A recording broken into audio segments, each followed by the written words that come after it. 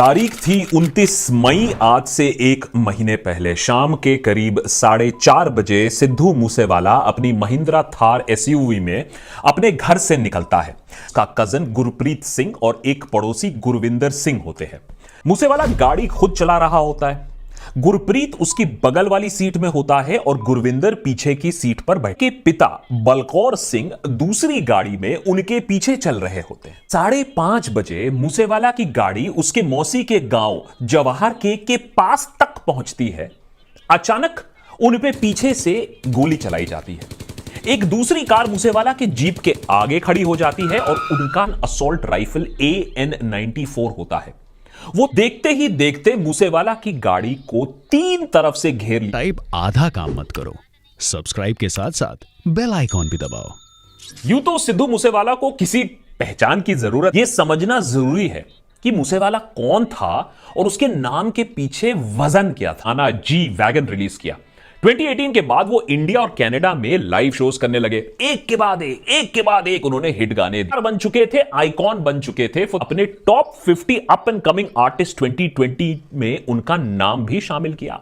पीछे भी कंट्रोवर्सीज का अंबार लगा हुआ था। 2019 में मूसेवाला का एक गाना आया था। इस गाने में मूसेवाला ने 17वीं सेंचुरी की सिख वॉरियर वुमन माई भागो का नाम लिया था।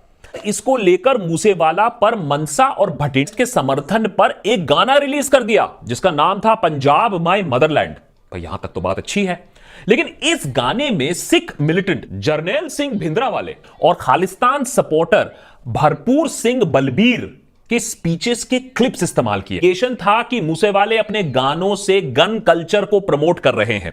इनफैक्ट मई 2020 में मूसेवाले के 2 वीडियो सोशल मीडिया पर वायरल हुए। एक में वो कुछ पुलिस वालों से AK-47 चलाना सीख रहे थे। दूसरे में वो संगरूर के पास लड्डा कोठी शूटिंग रेंज में अपने प्राइवेट पिस्टल से शूटिंग प्रैक्टिस कर। वाला ने अपने आप को संजय दत्त से कंपेयर किया।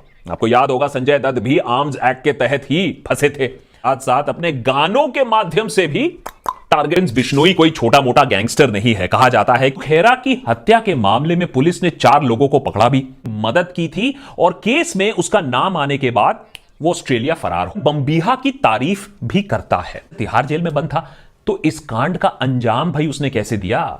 जैसा एडवांस्ड वेपन सप्लाई किया था। एडवांस्ड क्यों?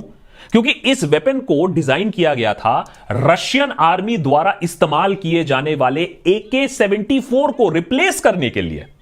आपकी जानकारी के लिए इस वेपन की खासियत यह है कि इसके पहले 2 राउंड में रिकॉइल बहुत कम होता है और 1800 राउंड फायर कर सकता है। यह वॉर वेपन है। 700 मीटर तक की इसकी क्लियर रेंज। बहरहाल 1 जून को पंजाब पुलिस ने इस मामले में आरोप यह था कि उन्होंने हत्यारों को टोयोटा करोला सप्लाई की थी जो इस हत्याकांड में इस्तेमाल हुई। हत्या के बाद मिले CCTV फुटेज की जांच में एक आदमी दिखा जिसने मूसेवाला के घर से निकलते समय उसके साथ सेल्फी खिंचवाई थी।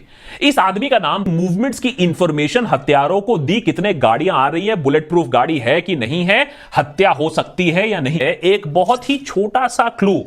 प्लान तो बहुत लंबा बनाया गया का इस्तेमाल किया गया था इस हत्याकांड में। वो मनसा से 13 किलोमीटर दूर अबैंडन्ड में पहुंची और वहां के CCTV फुटेज को खंगाला। उस फुटेज में दिखा उनको एक शार्प शूटर जिसको आइडेंटिफाई किया गया एज फौजी। इवाल ने एक प्रेस कॉन्फ्रेंस में भी घटना की डिटेल्ड अकाउंट उन्होंने दिया। करोला ने मूसेवाला की थार को ओवरटेक करते हुए उसका रास्ता रोका। उसमें से मनप्रीत मन्नू बाहर आए और उसने असॉल्ट राइफल से फायरिंग शुरू कर दी। उसके बाद बाकी उनके पास एक आर्मी की छोटी टोली को उड़ाने के लिए इतने सारे बॉम्ब्स और IEDs रखे हुए थे अपनी गाड़ियों में। हत्या के फौरन बाद पंजाब के चीफ मिनिस्टर ने आने का नाम 295 था जिसमें वो IPC सेक्शन 295 की बात करते हैं which relates to hurting religious sentiments. राइड माना जाता है कि मूसेवाले का ये गाना अपने फेवरेट सिंगर टुपाक शकूर को एक ट्रिब्यूट था और टुपाक की हत्या भी 1996 में गोली मारकर ही हुई थी जब वो अपनी गाड़ी में कहीं जा रहे थे।